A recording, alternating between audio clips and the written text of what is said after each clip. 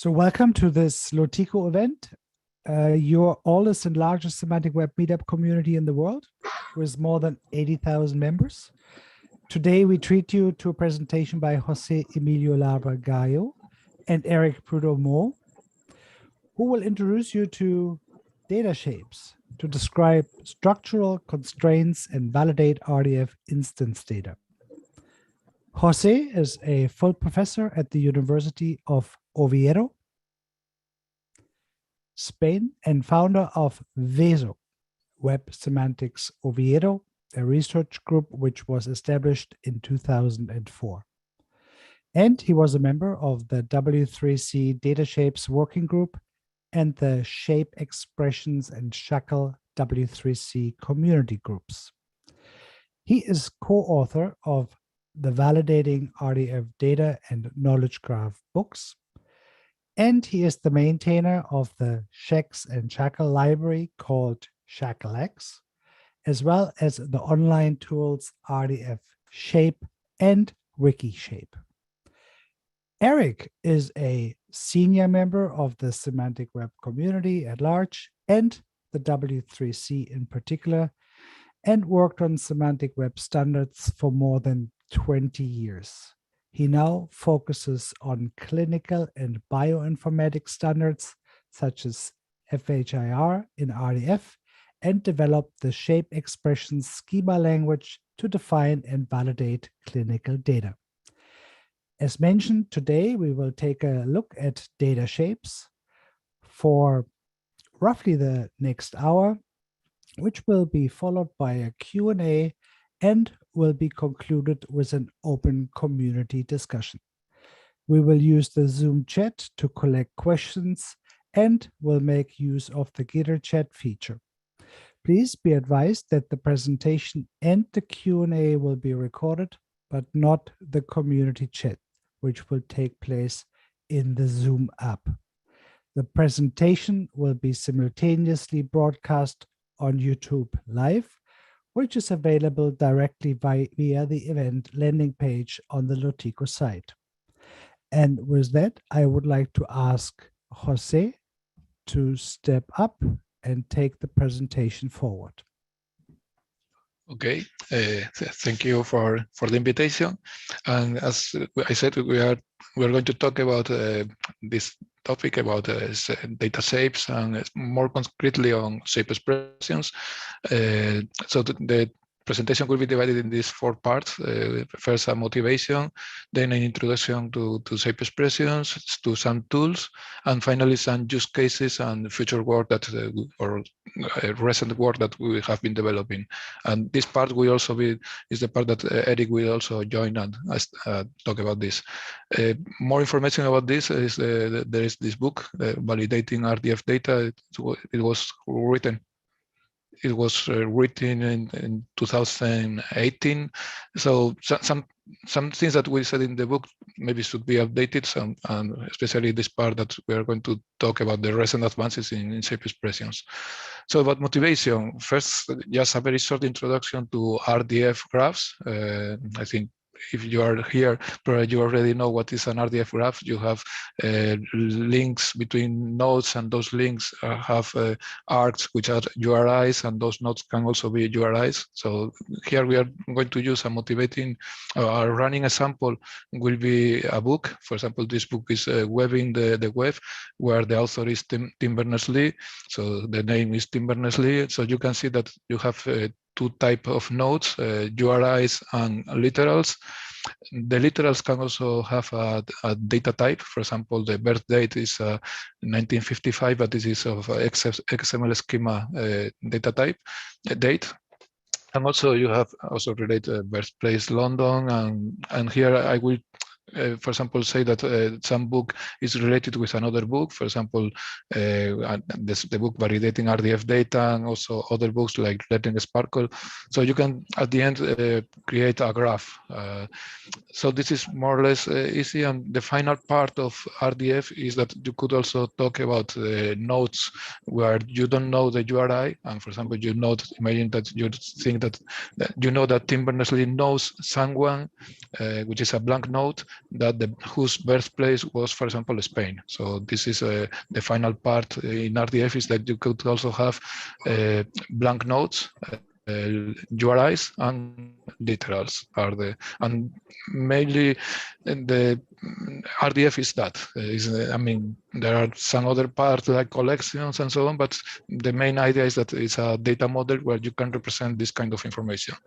So there is a whole ecosystem around RDF. Here we are going to talk about some of those ecosystems. Of course, maybe you know about the SPARQL query language, the different syntaxes of RDF. For example, Turtle is a syntax that represents this graph in a textual form. And I put here this example because this is, I think, is when we talk about shape expressions, the syntax of shape expressions is very similar to the syntax of Turtle. So if you know Turtle, you will see that it is almost the same in shape expressions, and also in SPARQL. The syntax of SPARQL is also inspired by, or shape expressions is inspired by the syntax of SPARQL. So here, for example, we can see that we have item 23.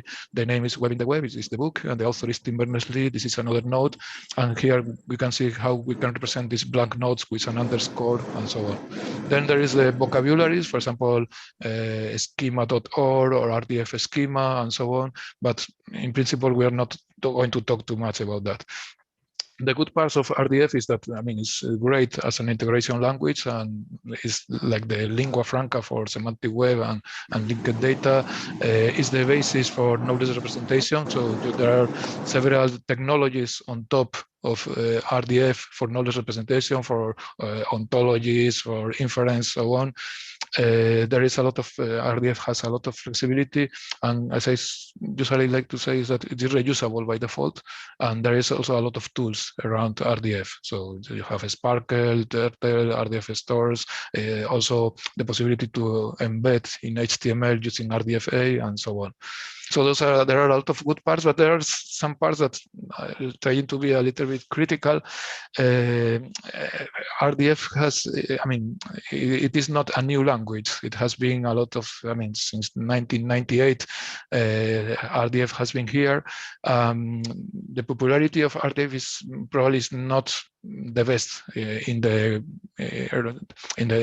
context of web technology. So there is all the other solutions, other languages like first XML, then later JSON, that probably people are preferred to use those languages instead of RDF. So there could be some problems with that.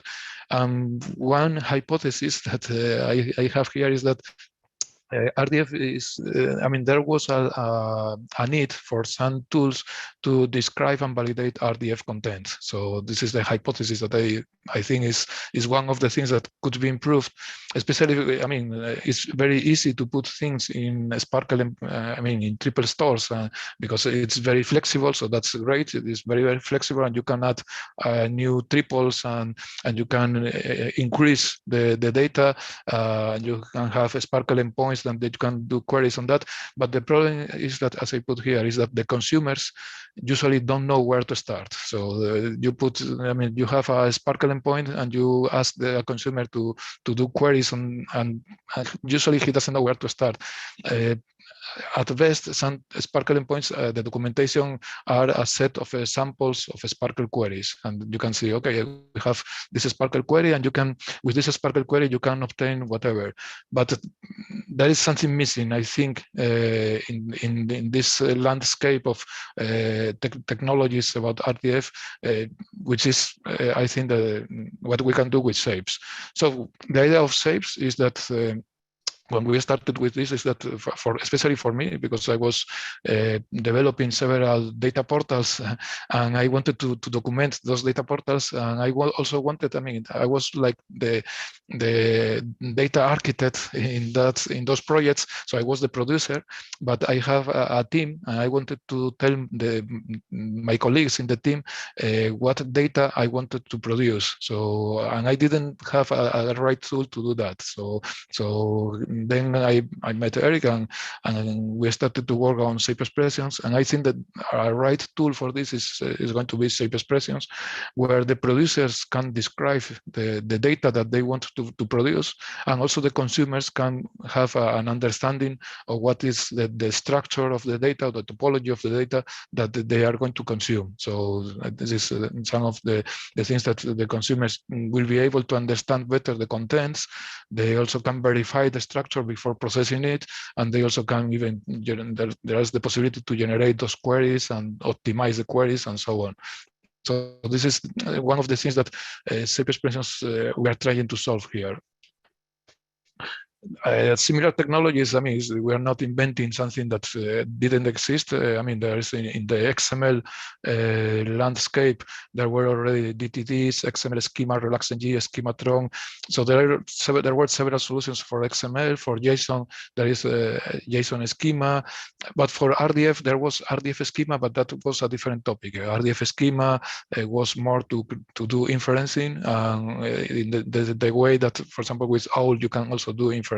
So we wanted to fill this gap, and that's where shape expressions will be. So will be like, I mean, an easy way to say it is that it's like the XML schema is for XML. We try shape expressions to be for RDF. Okay, so that's what we want to do. Of course, there is some people who say, but the good things of RDF was that it was schema-less. No, some people say, okay, but why do we want to put schemas for RDF when one of the advantages of RDF is that is the flexibility, and there is no schemas. But what I would say here is that I think in practice, there are what I call implicit schemas. So implicit schemas is, I mean, most of the time, the producers, they have some schema. So when they were going to put data in a triple store, the data is about people. They know that the people have names, birth dates, whatever. If they are going to put books, they know that the books have ISBN. So there is some schema, some implicit schema that they are going to do, that they are using when they are adding that data to RDF to the triple stores. And also the consumers. The consumers, they want, for example, if they wanted to retrieve data from a triple store, most of the time they don't want just triples and obtain just the triples, but they want to obtain data about people or about books or whatever. So there are some implicit schemas, and one of the problems is that, if you notice, you can see here, is that those the schemas of the producers and the schemas of the consumers sometimes are not the same. Okay, so that's something that I think is a problem, is that when they are not the same, and so that is because they are implicit, they are not explicit. So what we want to do with shapes and with shape expressions is to make those schemas explicit, so it is possible to understand those contents in a way that you can handle malformed or incomplete data, and also avoid the defensive programming. I usually like to say, and this is something that is important, is that when people start to use shape expressions or data shapes, the discussions are focused on those shapes. So it's using shape expressions is a good way to focus the discussions on what really matters. I mean, otherwise you can discuss about different, or the color of whatever, but usually if you have a technology like shape expressions, you can help these distributed teams to focus their discussions on what really matters.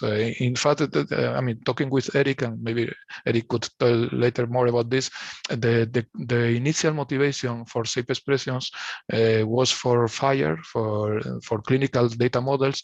And as Eric told me, that they were distributed by location, the different people in different parts of the world, and also it was a distributed authority, it was not a central authority, and also they wanted to create content models that were extensible. So that was the initial motivation.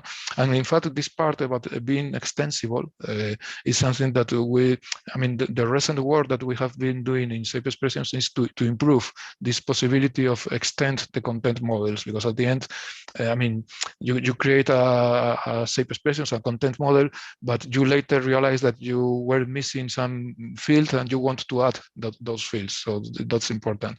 So, and at the end, what the practical effect of this is that you will have a shape expression or a schema which is understandable by the domain experts. This is also quite important, that the target audience for this are domain experts, is not people, for example, in computer science. So that's why the shape expressions should be very declarative and should be easy to understand. That's my opinion. I think Eric agrees with me that we are trying to do a language which is easy to understand by domain experts. You don't need to have a degree in computer science, or you don't need to be able to program. You don't need to do that. You just define those data models and those content data. But at the same time, you also want it to be machine processable. You want those shape expressions to be able to process them automatically and to check if the data conforms to those shape expressions.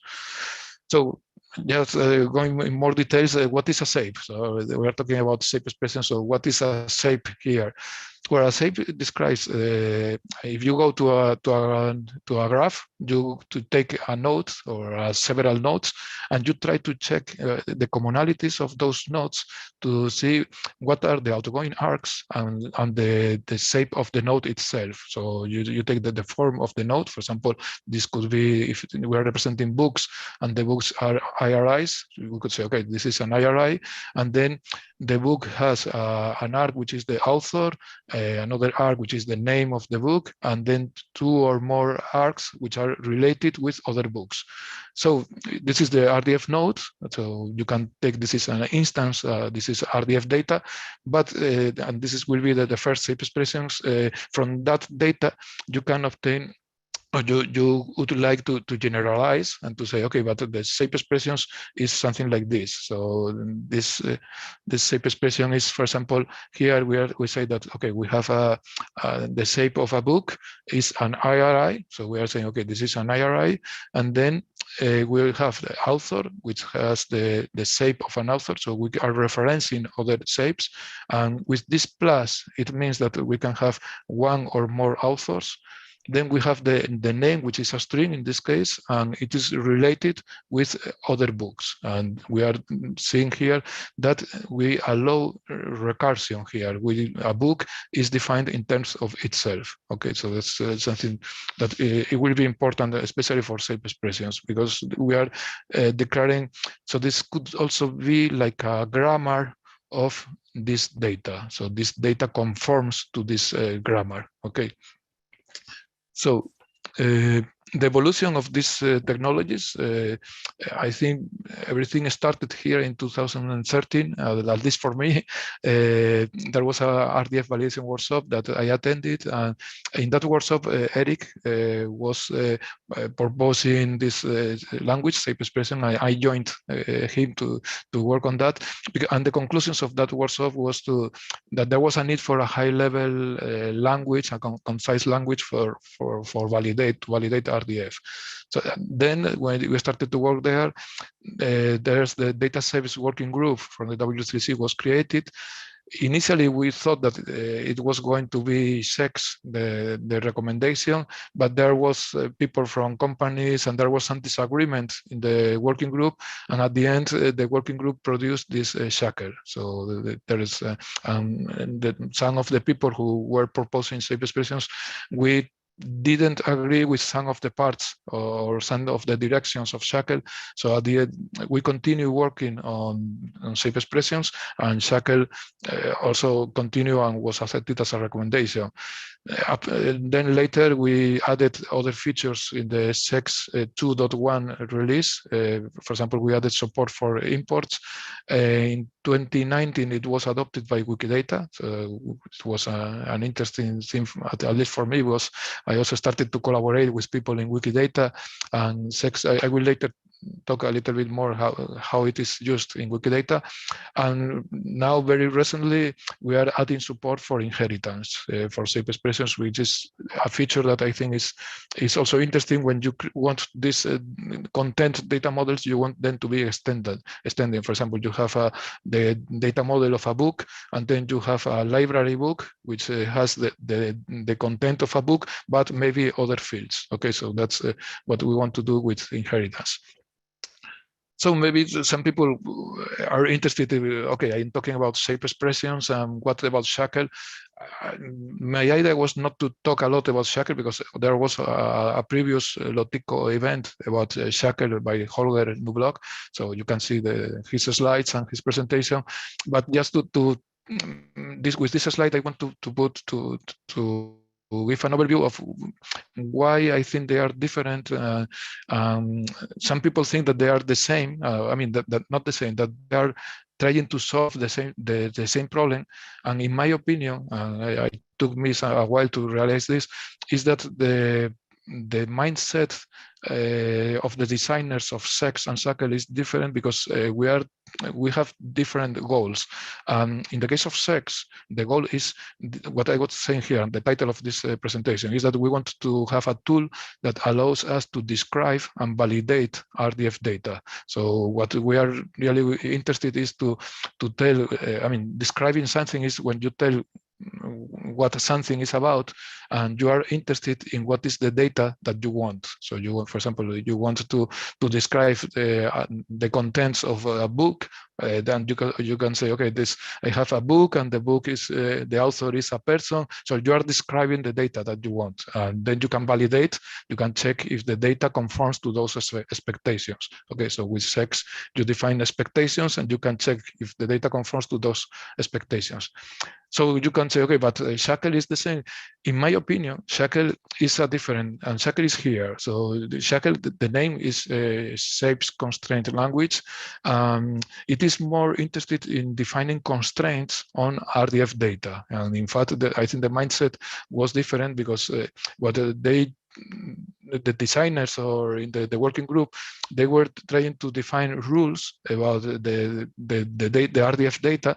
Imagine that you have a SPARQL endpoint that you want to say, okay, but if I have data about a person, the birthday or the age of a person must not be a negative number. So that's a constraint.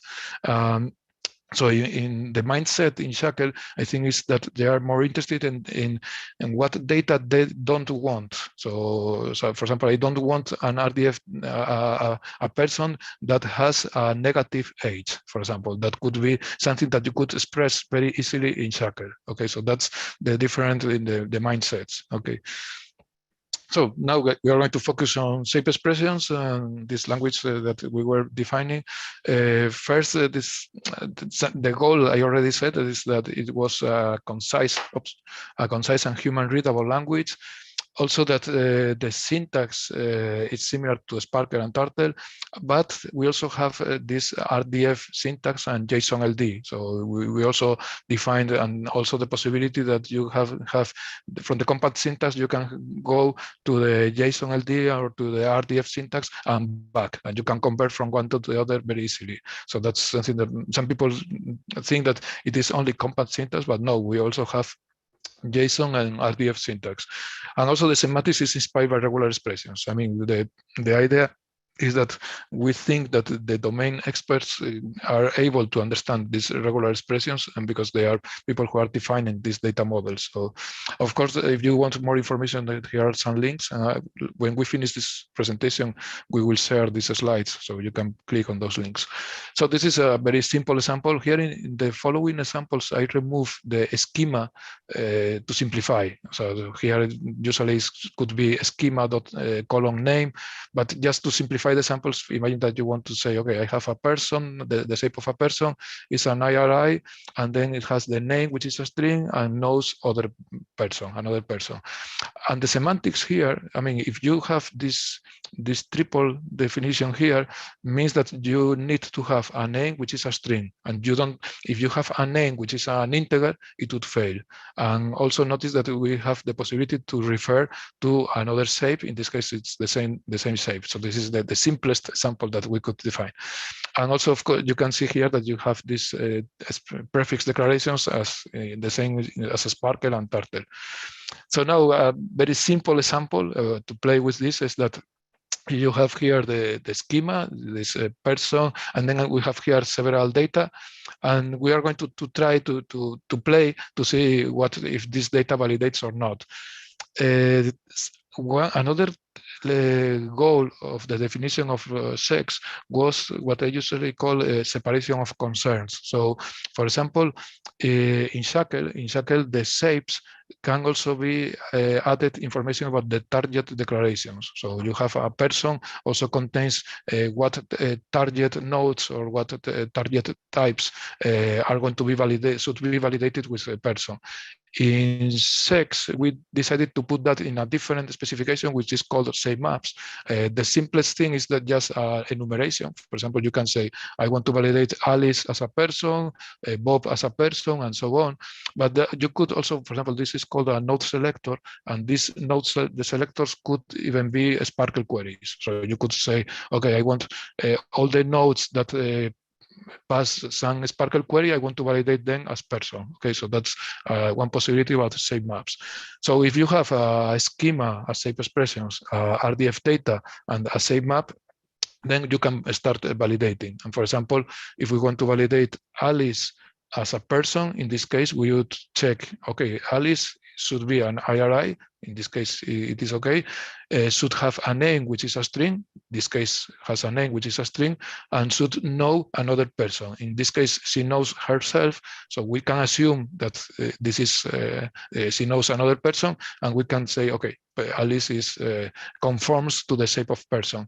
In the case of Bob, Bob knows Alice, which already has the shape of a person, and the name is a string, so it should conform. Notice here that the order is different. We have the order is knows and then name, but we are talking about graphs. And if we are talking about graphs, the order of the arcs in a graph is not relevant. So it doesn't matter, and in this case, it conforms. This is important because I will say later that internally these are regular expressions, but in the traditional regular expressions, they are talking about sequences of symbols, and the sequences of symbols have an order. In shape expressions, we don't have that order, so we are talking more about bags of symbols. So we, in fact, we use the term of regular bag expressions. Okay, so it's a generalization of regular expressions where the order is not relevant.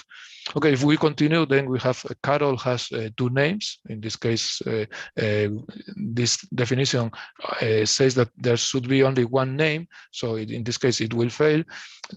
Dave has a name which is an integer, so it will also fail.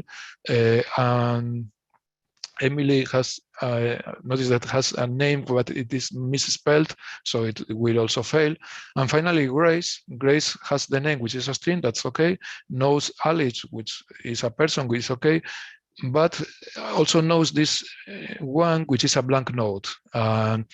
Here in the shape of a person, we are saying that the person should be an IRI.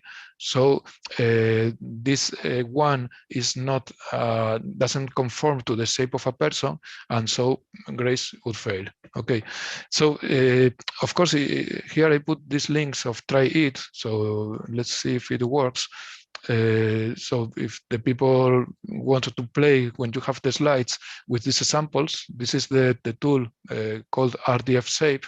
And in this tool, you can play with these examples. For example, here you can see that the validation, this is the results. You can see you have some explanations of those validations.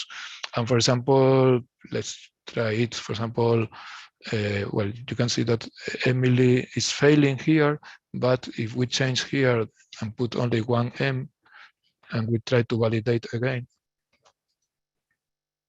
now you can see that Emily is green, so it has been validated. Okay, so with this tool, with Rdf, maybe you don't see it. So this tool is called Rdf Shape.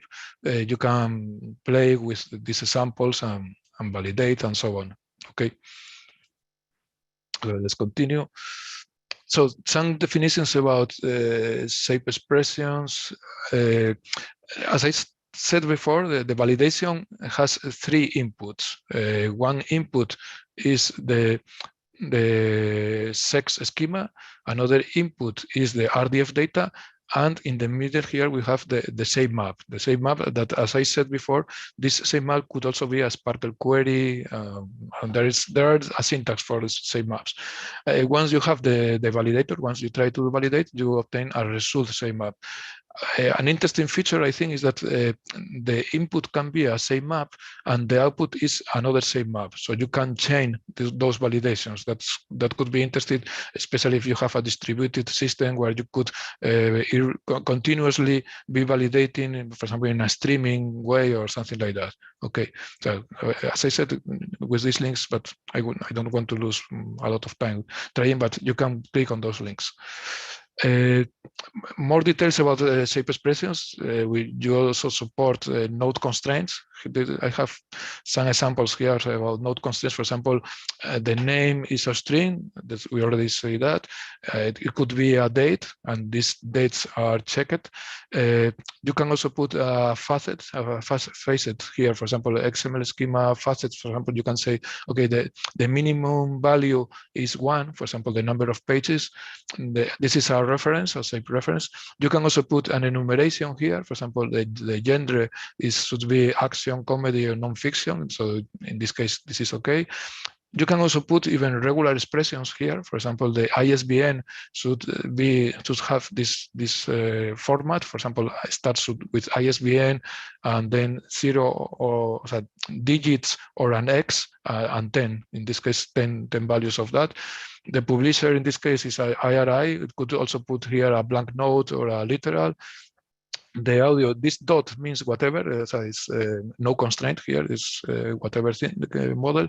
And you can also have logical expressions here. For example, the maintainer, it could be a person or an organization. Okay, so and then, as I said, you can click here and try it. I already said that you can also put here cardinalities. For example, you can say, okay, the name is a string, the number of pages is an integer, but this one is optional. Maybe you don't know which are the number of pages and you can leave that. So if you put this question mark, it means 0 or 1. The author is a plus, it means 1, 2, 3, or infinite. The question mark, again, this is optional, and this means between 1 or 3. So you could say, okay, I admit here 1 maintainer, 2 maintainers, or 3 maintainers, no more than 3. And related, this star means 0 related, or 1, 2, 3, whatever. Okay, so in this case, these values, so this item 23 conforms to this shape. Okay. One important thing I think for shape expressions from the beginning, and this is another of the differences between shape expressions and SHACL, is that when we were working in the working group, we didn't want to remove recursion from shape expressions. So we wanted to support recursion. In the case of SHACL, it was not very clear the semantics of SHACL combined with negation. So it was left as something which was implementation dependent. But in the case of ShEx, of shape expressions, we wanted that to be part of the language. And in fact, what we did is that in the combination of recursion with negation, we limited some of the expressivity of the negation to have only stratified shapes, but we want to have support for recursion from the start. So, for example, what it means recursion or cyclic schemas is this kind of schemas where you have a book is related with another book, and the author is a person. The person works for a company, and the company has employees which are persons. So you have these links here, so you can see this kind of things. Maybe I can try this example. I wanted to show something that later, if it works.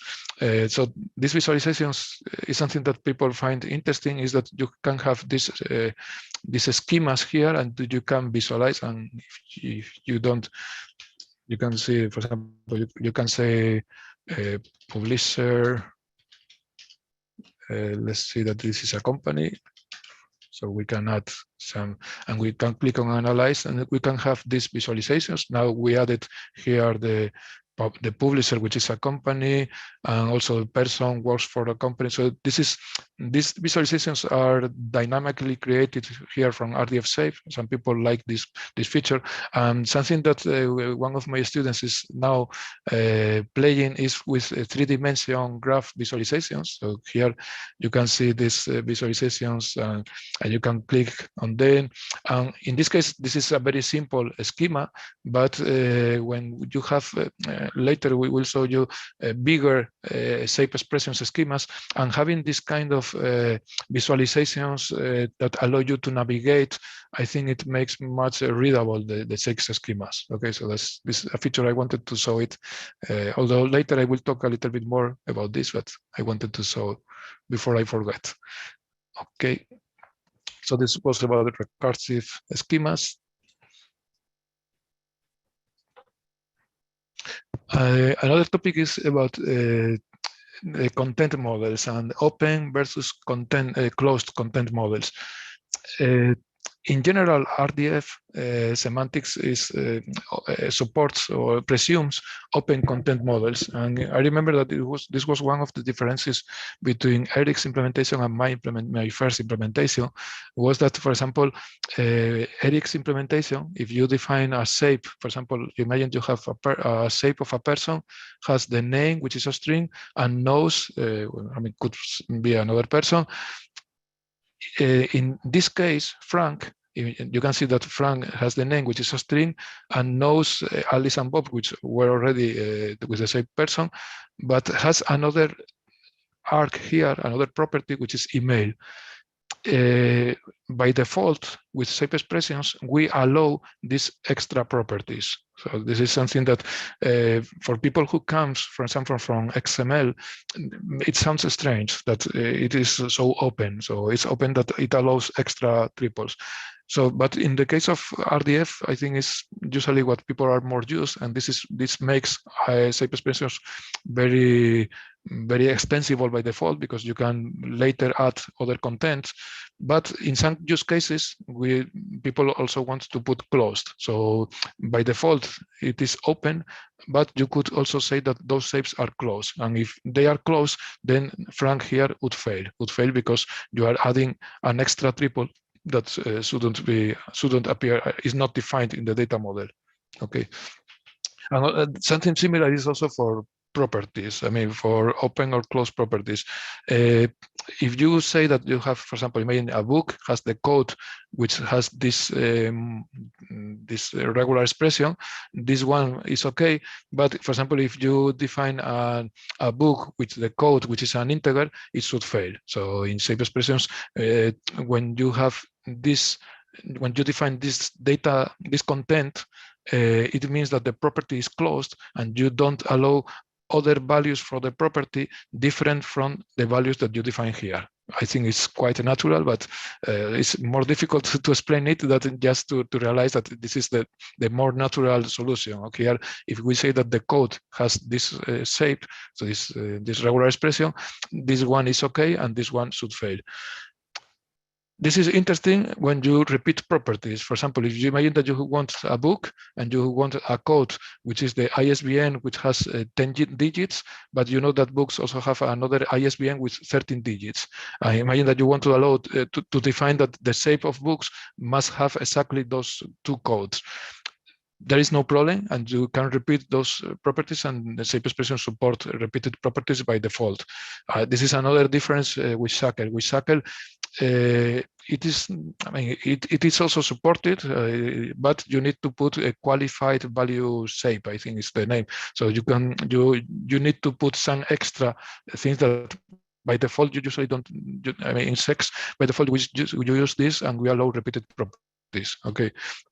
But sometimes some people want to say, okay, but I don't want the properties not to be closed and to allow extra values. And this, we also have the extra keyword. For example, here, imagine that you want to say, okay, the shape of a book must have exactly one code, which is an ISBN, this one, but I also allow extra codes. So if I allow extra codes, I can put here code is 23, and that's also okay. Okay, so you have these possibilities. And as I said before, when people start working with shape expressions, what I realize is that they start to discuss and to focus the discussion on the things that really matter for the data that they are modeling. Okay. Then another thing is about triple expressions. Triple expressions, this is what I said before, that we use regular back expressions in the sense that they are not ordered, but we also allow this pipe operator, which is called one of. And what this means is that, for example, in this case, a person must have one of these possible values, must have a name, a full name, which is a string, or a combination of first or several, one or more first names followed by a last name. So, for example, here, Alice with a full name is okay. Bob with a first name and a last name is also okay. Carol, notice that here the first name and the two first names are unordered, but there is no problem. Carol has two first names and one last name. This is okay. But Dave, that's why it is red, doesn't conform because it has one first name but also a name. So it is passing in this way. So it's a name. So it should be name or this, but it has first name and name, so that it is failing. Okay, so this is, so the theory behind shape expressions is what we call triple expressions, or sorry, regular back expressions. As I also said, that we also support logical operators. Logical operators are the typical ones, and, or, and not. I put here this example because this example is to show, for example, a basic extensibility model. Imagine that you want to have a book. A book has the author is a person, organization, that's okay. And then you want to say, okay, and I also want to extend books, adding other constraints. For example, you want audiobooks to have the shape of a book, and notice here that we are saying that the name must have the maximum length of 20. So as this property appears here and appears here, this is a conjunction. And this conjunction, it means that the name should both be a string and has less than 20 digits, 20 characters. Also here, we are adding another property read by a person, and we are combining here with a negation, and we are saying, okay, but an audiobook has this shape and not have a number of pages, because this is an audiobook and shouldn't have this property of number of pages. Okay, so for example, in this example, this one passes as an audiobook, but this one fails because it has a number of pages. And the addition, one of the main additions in ShEx 2.1 was to add the import keyword to ShEx.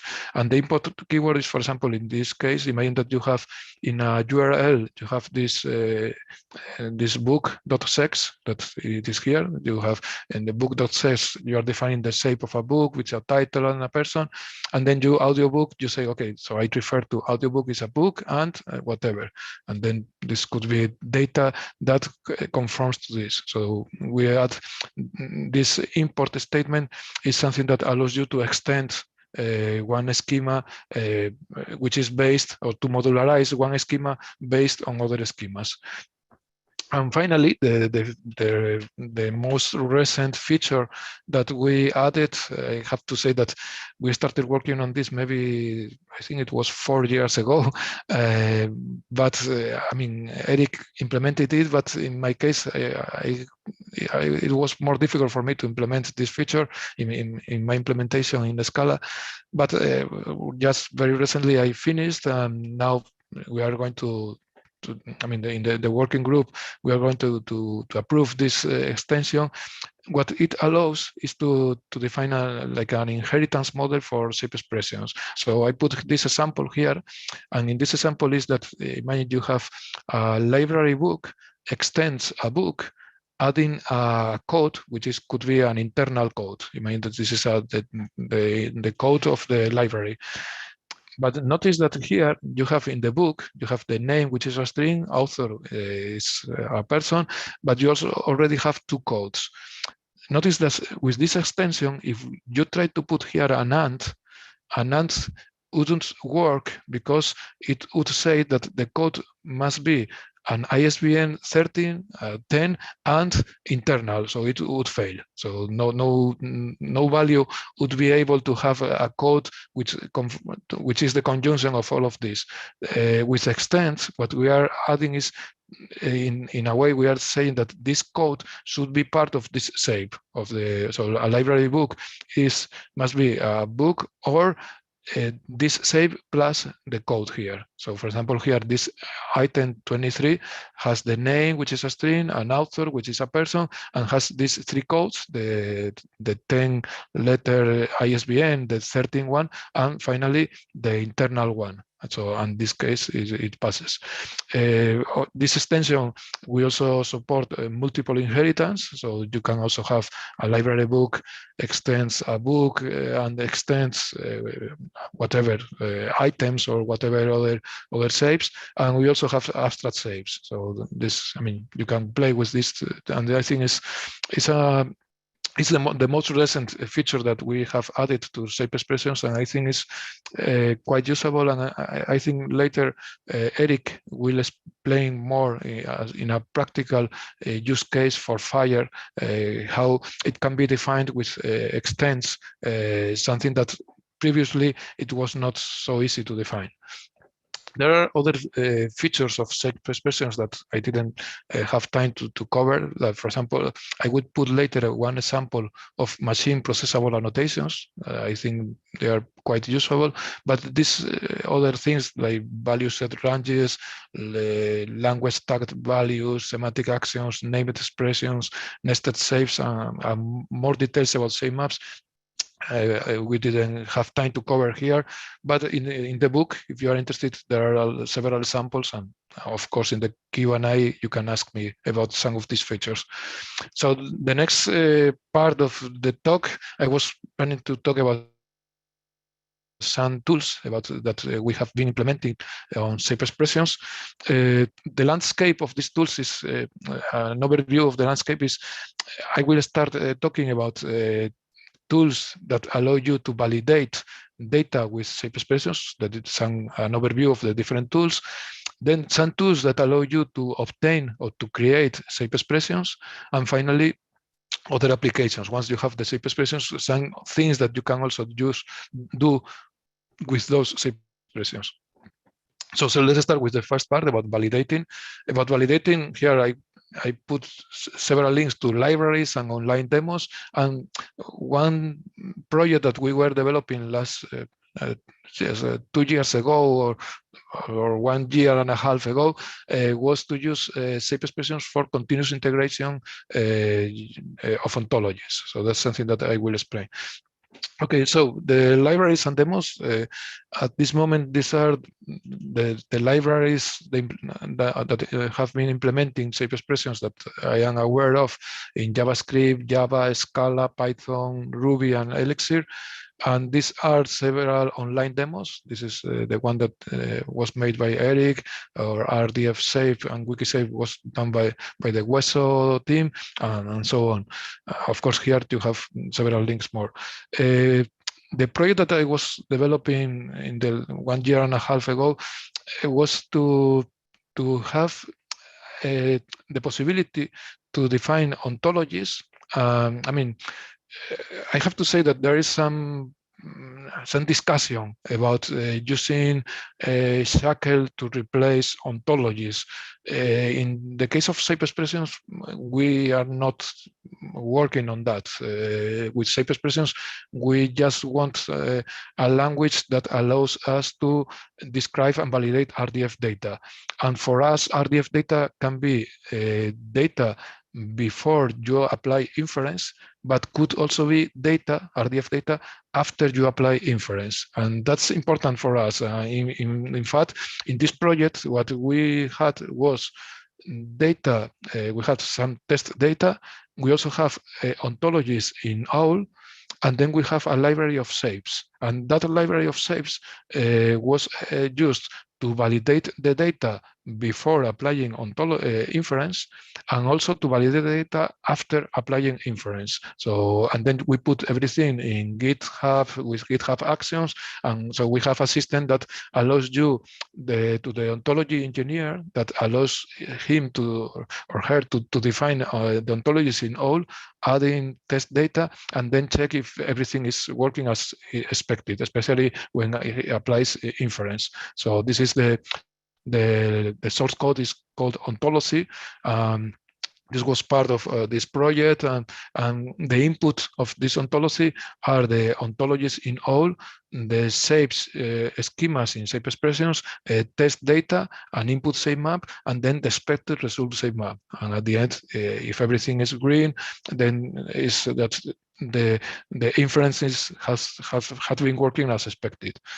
The other tools that we were working was about obtaining shapes, how to define those shapes. I mean, sometimes, I mean, the ideal thing is that those shapes could be edited by hand and manually, but of course, it's not the ideal. Sometimes you have already some spreadsheets, and that's a very common use case, is that you have a spreadsheet where you have the domain experts, and usually the domain experts, what they work and what they want to work is with Excel or Google spreadsheets. So they don't want to edit shape expressions.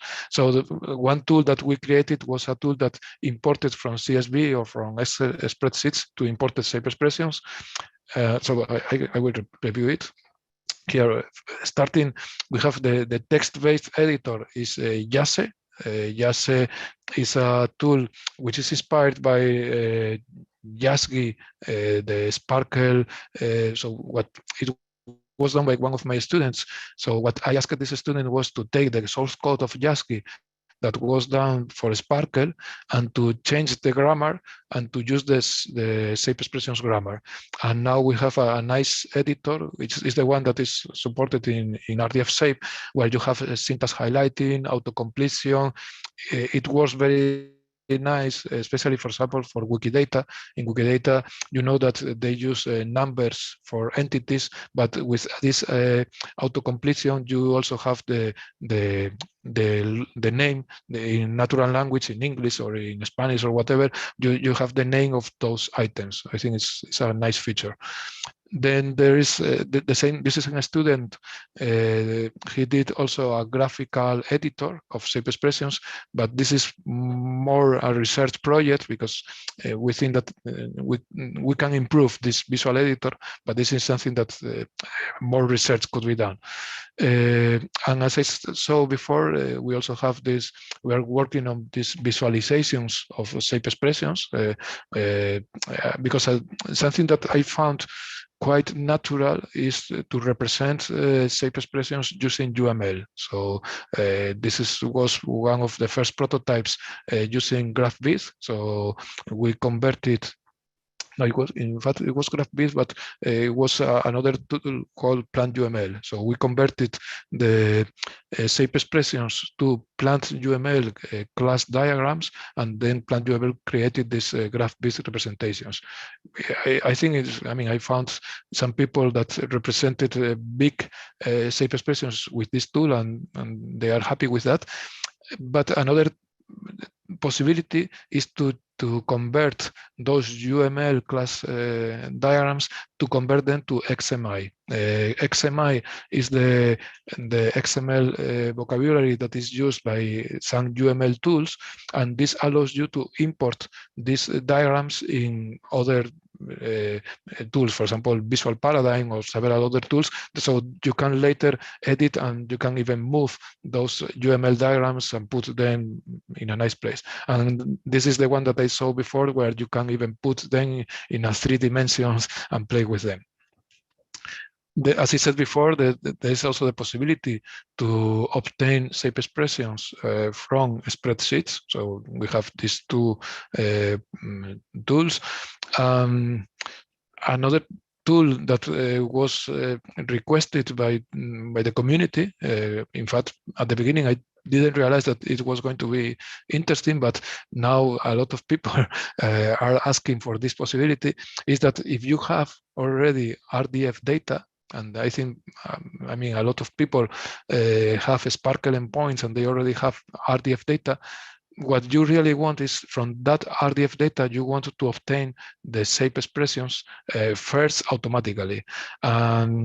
This is an interesting exercise, because some people realize that they have some stuff here that they didn't know that they had this stuff here in the SPARQL endpoint. So if they have a way to automatically infer the shapes, then they can clean and they can do some post-processing of that RDF data, or even those shape expressions. For example, this tool is also used a lot in Wikidata. In Wikidata is a collaborative database, or collaborative knowledge graph of where a lot of people, I mean, people can just add triples, and you can just add things without checking or validating before. So what it is quite useful is, for example, you go to Wikidata, you apply this ShExer tool, and then you obtain the shape expressions of some data that you are interested in. So you can check if the data is what you really expected.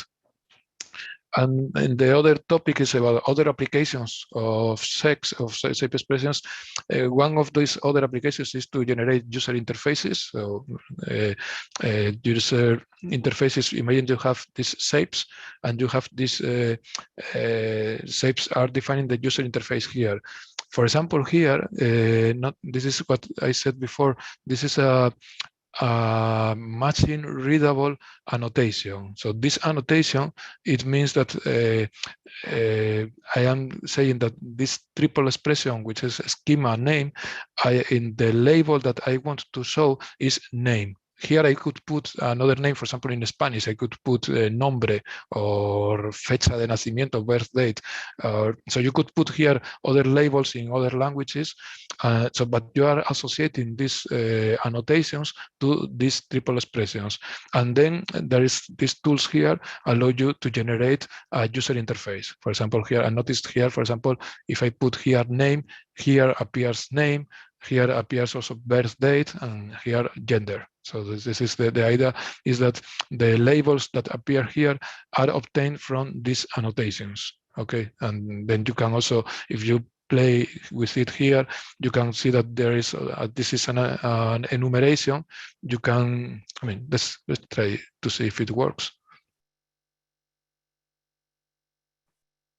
Okay, so this is the shape expression, and maybe I can even put this in Spanish. I will put nombre, and then if I convert it, notice that here appears nombre, and as I said before, here you have this menu where you appear male, female, and of course I can change this to masculino, and if I convert it here, it should be masculino or female or whatever. So this is the idea is that this interface is automatically generated from the shape expression, and of course can also be used to validate and so on.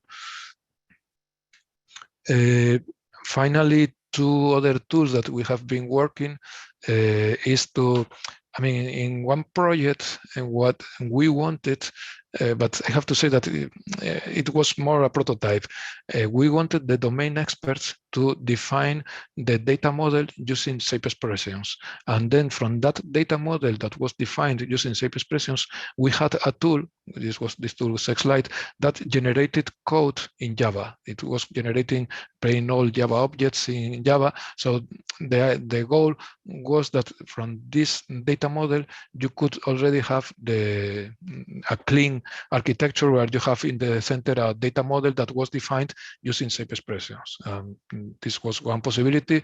And another possibility that we were also working is to convert data from different formats to RDF, and also from XML schema to convert to shape expressions. So we have these two projects. XML allows you to import, to transform data from different structured data to RDF, and then schemas from XML schema also to shape expressions. And finally, this is what I have been working recently, especially for the people in Wikidata, is that if you have RDF data, a SPARQL endpoint, and you have a shape, you could obtain, using the validator, you could obtain a subset of the whole SPARQL endpoint, the subset of data that validates. Imagine, for example, that you are interested in a user which has a name and knows other users. Then you have this RDF data where that, as you can see, you have name is a string, but also words for a company. You have a lot of data that doesn't appear in the shape. And then you say, okay, let's start with Alice as a user. You start doing the validation, and then you obtain the subset of this SPARQL endpoint that has been visited during the validation. So this is a way to generate subsets of big SPARQL endpoints using shape expressions. This is something that I've been working in the last months, especially for Wikidata. Wikidata, as you know, is a very big knowledge graph.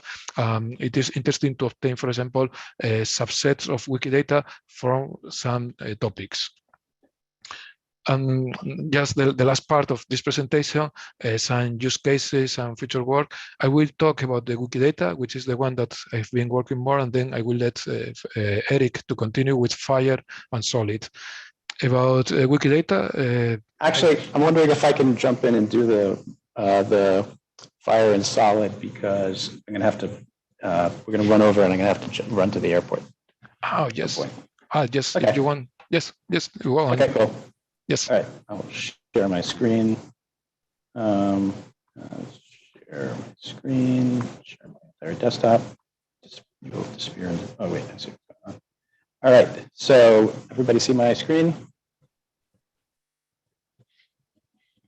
Can anybody see my screen? Yes. Yes. Okay, good. FHIR use case. Okay, so one of the use cases for shape expressions is FHIR RDF. FHIR is a clinical information model, which means it talks about things like observations, procedures, medications, and about 150 million other things. It has three different representations, and it's available in XML, JSON, and RDF. It itself is governed by a custom schema language that they built to meet exactly their use cases. I'll go into a little bit of what it expresses in order to anchor some conversations we're going to have in a few minutes. On the right, you'll see an example of it, and you'll see that there's an observation, which is basically extending a domain resource. There are star identifiers, meaning 0 to star. There's any number of them. There's exactly one code, which is a codable concept. There's a subject, which is a reference to a patient group or biologically derived product. That, when you see reference to, that means it's a nested structure that basically has a FHIR reference property that points to something conforming to that. And we see value, which is either a quantity or an attachment. A reference range, which is a nested structure, and I'll show you how that shows up in ShEx. And this I've greatly simplified this thing, but here the reference range just has a low and a high. And then we've got n components, which basically reuse the code value and reference range that we already saw. So this tree is very familiar to people who work in FHIR. It's one of the things that makes FHIR pretty user-friendly, or developer-friendly, I should say. And so it turns out if you just take that tree and you put in a little bit more punctuation, you actually get ShEx. So right where, and I'll give you a more of a zoomed-in example of that. So the top left box is the FHIR, the rendering of the FHIR schema, and the HTML rendering of the FHIR schema, and the bottom right box is what that looks like in ShEx. So we see that there's a FHIR observation which extends domain resource. We see there's there are star identifiers. There's exactly one codable concept, one code which is a codable concept. We see the thing that I was talking before about how when we have a reference to something in FHIR, that means there's a nested structure. So here you can see it. I say it's a reference, and that nested structure has a FHIR : reference to something which it conforms to patient or group or biologically derived product, et cetera. And so that gives you a sense of how this stuff gets translated across. And the other one, the value, which can be a quantity or an attachment. Here you can just see value is either quantity or attachment. So it translates very nicely into ShEx. And if you get rid of all the graphics characters, you get a machine readable schema. And so this allows us to leverage their intuitions that they've got from using this tooling. And it also, the use of FHIR, the use of ShEx to validate FHIR RDF led to some of the expressivity of ShEx in what are closed shapes and something called slicing. Slicing is when you say, if I've got an observation and it has a component with a code of systolic, and I have another component which is a code of diastolic, and then I extend that, and now I want to have a component that's a code of posture, et cetera. It's how you make all that stuff work in ShEx. So it led to some of this use case led to a lot of the expressivity in ShEx. I'll quickly talk about the Solid project, which is not entirely orthogonal because, as it turns out, Solid is being used by the National Health Service in the UK, where they store FHIR RDF. So the initial notion of FHIR, as envisioned by Tim Berners-Lee, was meant to address social data problems, socially linked data problems. So Tim has always hated the fact that his cool decentralized web got turned into big, what are they called, silos, data silos. And so for social data, we can think of the Facebook and Twitter and things like that, and Orchid, those guys. And so his goal was to basically take the data back from those guys and put it back in your personal data pod. And that gives people control over their data. They could decide to share it. They could say, I've got a tweet, but the tweet is on in my store, and I'm going to tell a few different systems about it, and they can tell Twitter about it, et cetera. But that also means in that process that you're taking the highly curated, manicured data structures that were in Facebook and Twitter, et cetera, and putting them into the user's personal data store, which means now you need to be able to perform the validation. You have to make the same integrity constraints, perform the same integrity constraints that they used to do in their silos. You have to be able to ensure those in your file system. So definitely need shapes for interoperability, but the other thing we need is shape trees. I apologize for the background noise. We also need shape trees. And so shape trees allow you to map graphs in a resource hierarchy to shapes. And so it's not just saying, I've got some graph and this node in this graph conforms to the shape. It's a way of saying, I've got a whole hierarchy of resources, and each level in that hierarchy and each thing that's in that hierarchy is going to be conforming to some shapes. So this effectively provides a typing for a file system. So your typing is moved just from being just on a node in a graph to a typing over a whole file system. The shape trees is a specification that's deliverable of the solid application interoperability task force. And as currently implemented, we provide validation on create, update, and delete operations. Also, if you want to promote something to, if you got some unmanaged data and you want to, there's my head face. If you've got some unmanaged data and you want to promote it to be have a typing, it'll just recursively go through and make sure everything's valid. So on the left, I've got a shape tree, and I'm not going to go into too much detail, but basically it says I've got a project tree which contains a milestone tree, and the project tree has to conform to the project shape, and the milestone tree contains a task tree and an issue tree, and everybody's got those shapes that they're supposed to conform to. And on the right, I've got a potential instance of that. So it's an instance that maybe I want to create on my file system or in my resource hierarchy. But I have to start somewhere. I have to start saying, well, I'm going to create projects, and I want to associate projects with project shape trees.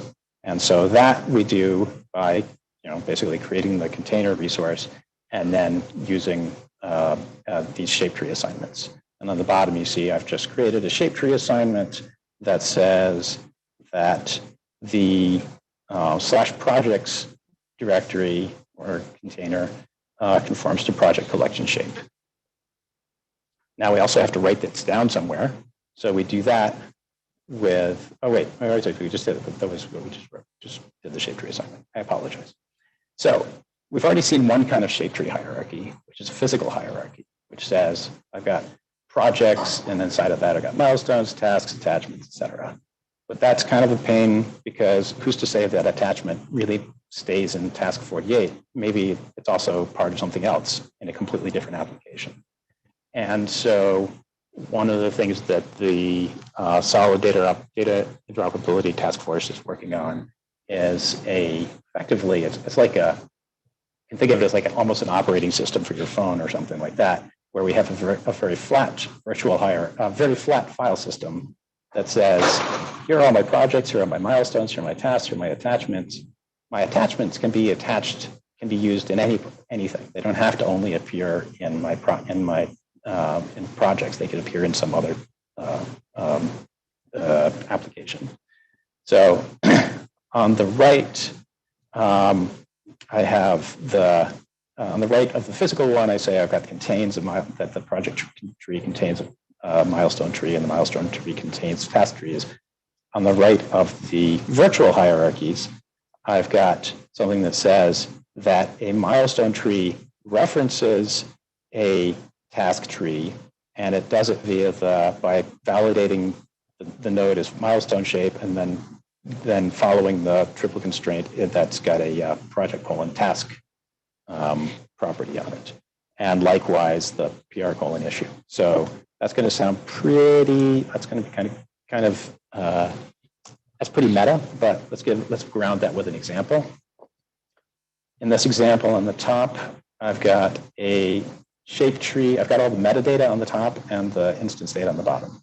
So the metadata says I've got some shape tree that references some shape. Shape is on the right, and then on the data level, I've got some file system that says I've got milestone A that we know is supposed to conform to the milestone shape, and we've got an instance, milestone A, that has tasks 48 and 49, and it's blocked by task 50. And if we look at the shape path, we can see that it references 48 and 49. It selects 48 and 49 without selecting 50. And the reason it does that because it says I'm looking in the milestone shape for PR task. I'm not looking in the block shape for PR task. I'm looking in the milestone shape for PR task. So effectively, what you're doing with shape paths is you're leveraging the fact that you've already described your schema, you've already described your data, or the scope of potential data, and you're leveraging the useful labels that you've created when you're describing it to annotate and select things in your instance data. So it's like SPARQL, but you are but it's SPARQL that's tied to your schema, so you get to leverage the investment you put in labeling things with intuitive names in your schema. And actually, we're not ready to go to conclusions. I'm going to let Jose pick it back up with the Wikidata, and I'll stop sharing.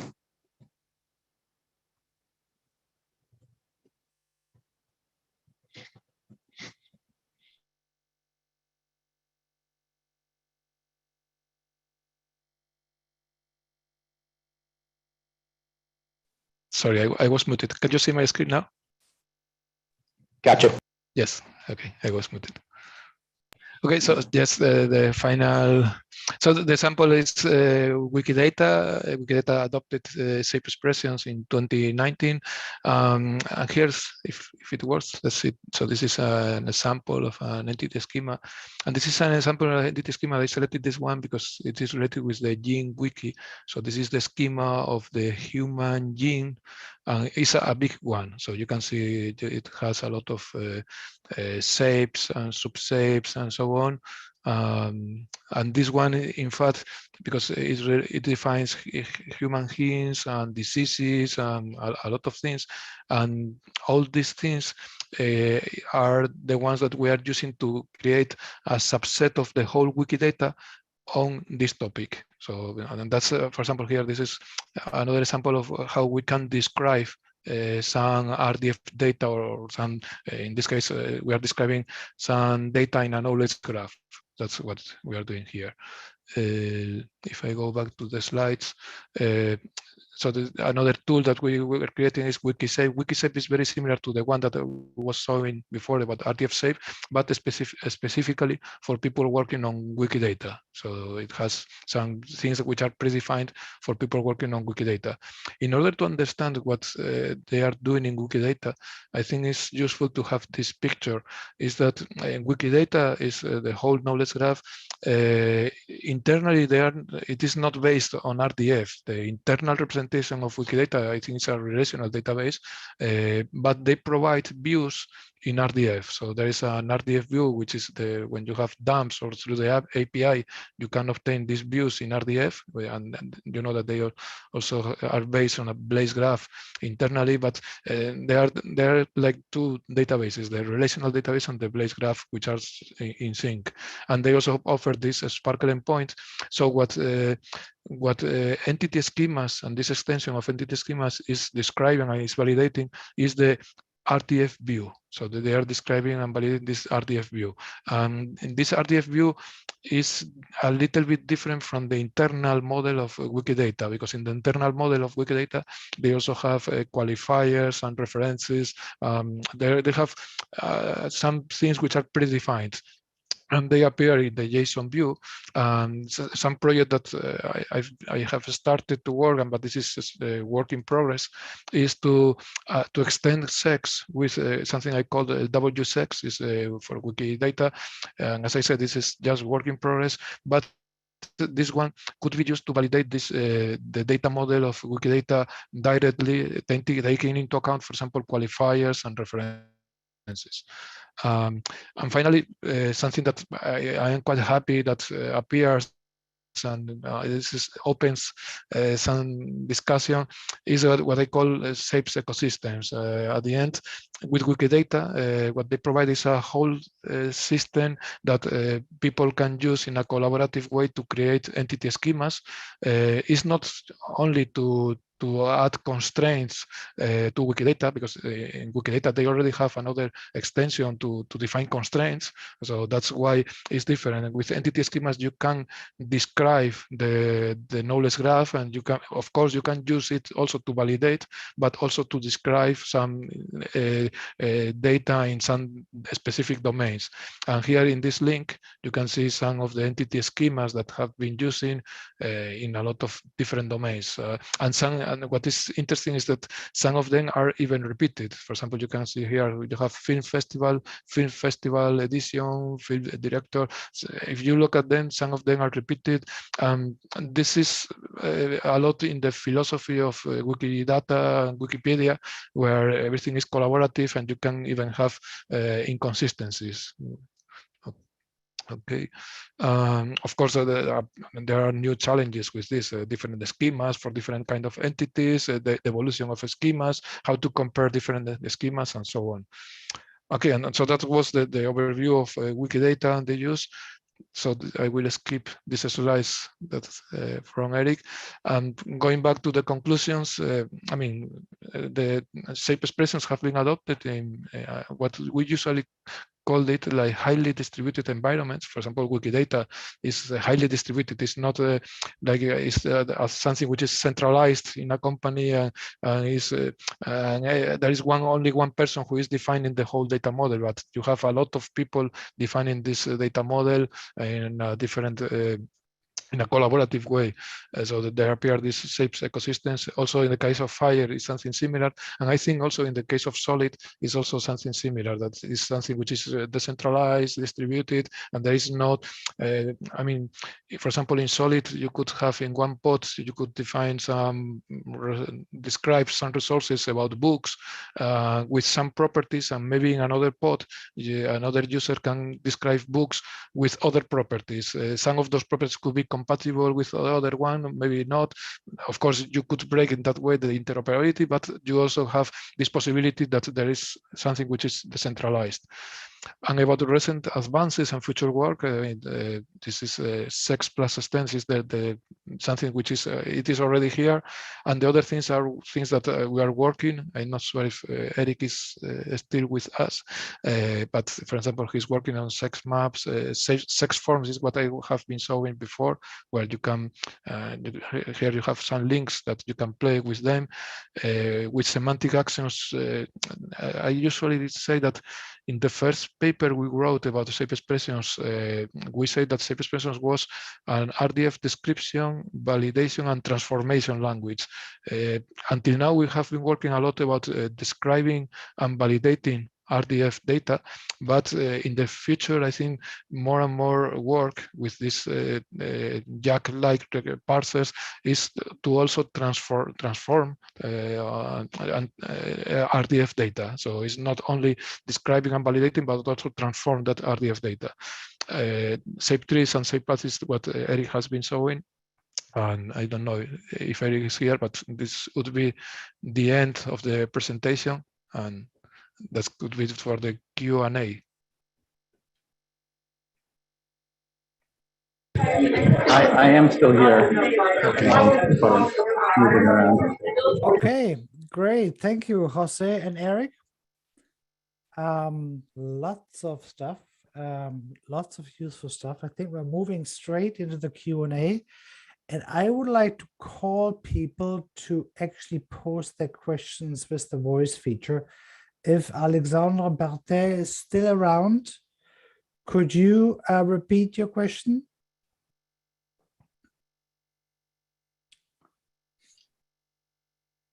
Alexandre?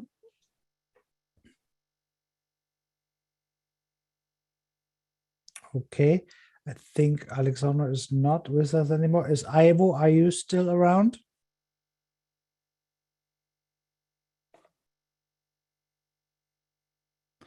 So they might not be in a position to enable the audio. So let me read out Alexandre's question. Can a shape map be applied to more than one RDF instance at a time? Yes, yeah, I had to notice while Eric was talking, I noticed his question, and I posted here in the chat an answer that I could. So it's possible to use a SPARQL query. So for example, if it works now, let's see with this example that I was preparing before. In this example, yes. So here you can see that, for example, I have people I added, for example, Alice, the type is a person, Bob, the type is person, Carol, the type is person. In the case of Dave, I didn't yet. And then we have this saves book, a user, not person, user. And then what I'm doing here is in the save map, I will remove this. This is a comment. I put here a SPARQL query, and I put here, for example, select star where X is a person, and all the nodes that will be obtained with this SPARQL query will be validated as user. So if I click validate, then I am trying to validate Bob, Alice, and Carol. If I put, for example, here Dave, a person, RDF type person, and I click validate, then you can see that it is trying to validate Dave as a user. So this is an example where you can put this with a SPARQL query. So anything that you can put here in a SPARQL query, you could use it as a filter for in the same map, or as a node selector. We also have a syntax. A compressed syntax, a compact syntax for this, where you could say just focus a person as user. So this could be a simplified syntax, and the effect would be the same. So it would be the same. And again, what I like about this approach of using same maps is that the triggering of the validation is separated from the shapes. The shapes, the schema. The schema is not. I mean, this is different, for example, from SPARQL. In SPARQL, you have in the shapes. You have there the target declarations in the shapes, where here they are separated. Of course, in SPARQL, it's possible to put that in a different graph, and then you merge that, but it's a bit different. Okay. How is end different from extend? Yes, I think I answered Another that. Question by Alexandra. Yes, I think I answered that in one of the samples. So let me go back to the sample in the slide. In the sample of the extents here. So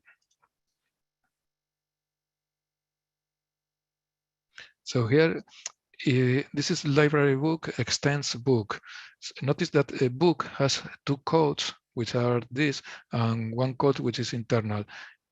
If here, if I had used here instead of extends, I had used an and, what it would mean is that the library book should be the conjunction of this shape expression plus this other shape expression. So at the end, what we would be saying is that the code should be at the same time 13 digits, 10 digits, and also internal. So in that case, no RDF node would conform to both this shape and this shape, because at the end they are incompatible. If you use an AND, you are using a conjunction, and they are incompatible. But with extends, you can. What it means is that you can have three codes. Okay, Ivo asked about curly brackets. Is that an issue? Is there a collision with the turtle syntax? I'm not sure what he's referring to, but I think at the end, in fact, historically, instead of this semicolon, we were using commas here, and we replaced these commas by semicolons, especially for that, because in that way, it was much easier to, for example, imagine that you depart from this RDF code, and you want to define a shape for this.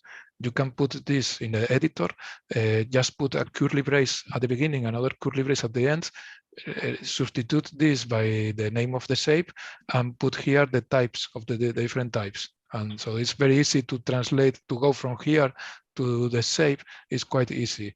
But the curly braces, we have to put Yeah, we had a question about the use of ShEx with RDF star. I think that's maybe something we can address in the open community discussion.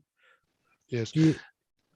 We have a issue open in the shape expressions. I mean, maybe we didn't say that, but the specification of ShEx is down in GitHub, and there are issues in the GitHub. Let me see if I can go very fast to the GitHub repository. ShEx spec. I think it's spec. So here we have several issues, and I think here we have a issue about ShEx star. I'm not sure if it is in this one, but I mean, yes, this is something that probably is not this one. It's the one in ShEx. So it's something that we are probably not actively working, but I think it's here. Oh, yeah. Yes, validation of Rdf star. Okay. And this was raised by one of my students, and we have some discussion here, but it is still something that we didn't actively started to work on this. That's a good example, yeah, to validate RDF star. There was a question by a anonymous contributor, and he wants to know, is there a JavaScript engine to parse and execute checks? Yes, that's the one that implemented Eric. So it is, in fact, it is also, I think it's this one, ShEx.js. Yes, it is this one. So this is the, in fact, I mean, Eric doesn't like me to say that, but I think this is the most standard ShEx implementation, because this is the one that Eric started and is implemented in JavaScript. So I would recommend to go here and to work with this, or to extend or to depart from this implementation. All right. Christian Billing asked if there is an example where a ShEx pattern cannot be expressed within an OWL construct. How do you see the relationship between ShEx and OWL in general, I presume is the question. Yes. I mean, the main difference is that OWL has a open world assumption, and ShEx is a closed world assumption. So the semantics is quite different. Things that can't be expressed, I'm not sure about that. I would need to think more about that. We can talk about this in the community chat. Yes, I have to say that from my point of view, we are not trying to compete with OWL. That's what I would say. I don't think we are working towards a different. I mean, there are things that could be done probably with ShEx and not with. I mean, for example, I have one example that I could show that about the difference between ontologies, and so let me see, because it was here, and maybe it's something. Yes. So in this, I didn't show this example before, but so this is more about the difference. Why I think that there is a difference between ShEx and OWL.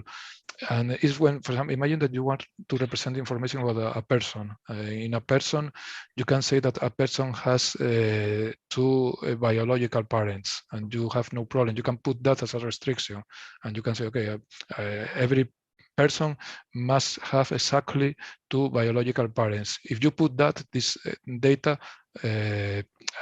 what happens with this data and this ontology is that the system would infer that Bob has one biological parent which is unknown, and that would be okay. But of course, if you put that in ShEx, that wouldn't be valid. If you say, okay, every person must have exactly two biological parents, this Bob here has only one, so it should fail in ShEx, because in ShEx we are looking at the RDF data as it is, and not the world as it is described as in the ontologies we are doing.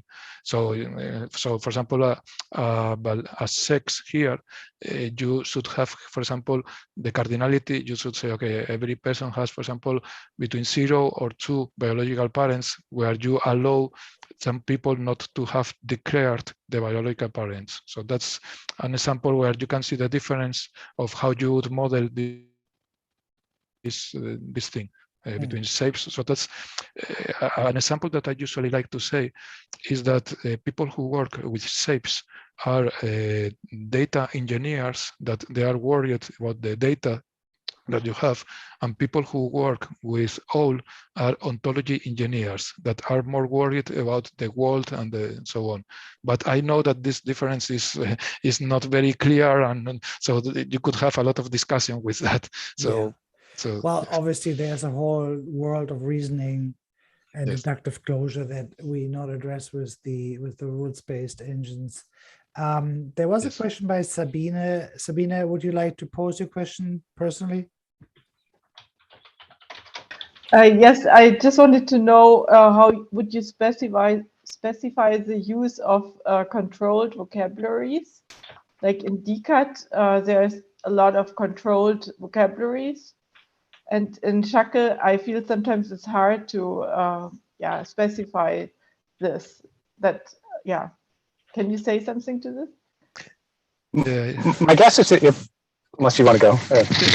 Go on.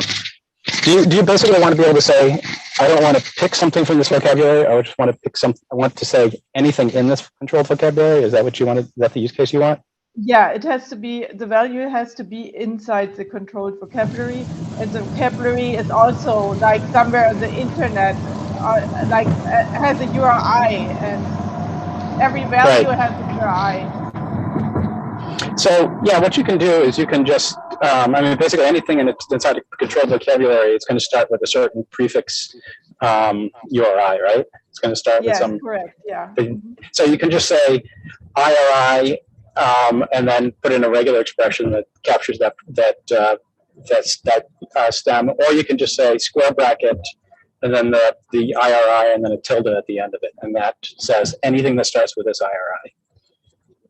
Okay. Okay, thank you. So that's more answers than you probably wanted. One of those would have done.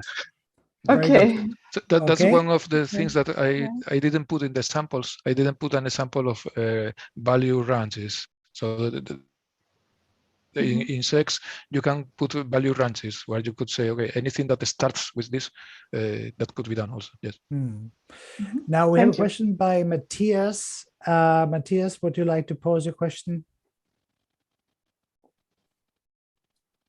Okay. No microphone. Okay, Matthias asks, are properties only defined within node shapes? That seems to relegate them to second-class status. Use used name in two nodes with different value constraints, something that conflicts with my understanding of graphs about graphs in RDF. I would argue that it doesn't really conflict with the notion of RDF, because in RDF we have, like, I guess the rules around using RDFS versus OWL, like RDF range constraints versus RDFS range constraints versus OWL. It's basically people say, don't use RDFS to do range constraints, because if you all remember the pizza ontology, you want to be able to say there is that this has a topping, a pizza has a topping, and a dessert has a topping, but they are not, they have different ranges. So I would say it is part of the semantic web ethos to say that the semantics can have a definition that is independent of the value type.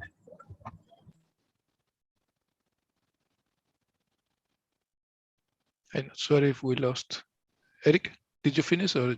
Yeah, I think he thought finished. I finished. Okay. Yeah, Okay. that was a complete sentence. Yeah. Yes. I'll end with over. Yes. Okay. Well, I have to say that every time you use the word semantics in a discussion with RDF, it starts to become more meta. You know, yes. the semantics of, the second-class status of ShEx. But I think we're coming to the end of the Q&A. Veronica just re-emphasized there's a difference between OWL and ShEx. One is used for reasoning, the other one is used for validation. And with that, I think we're at the end of the questions. There was a question by Pierre Antoine. I don't know, Pierre Antoine, do you want to chip in?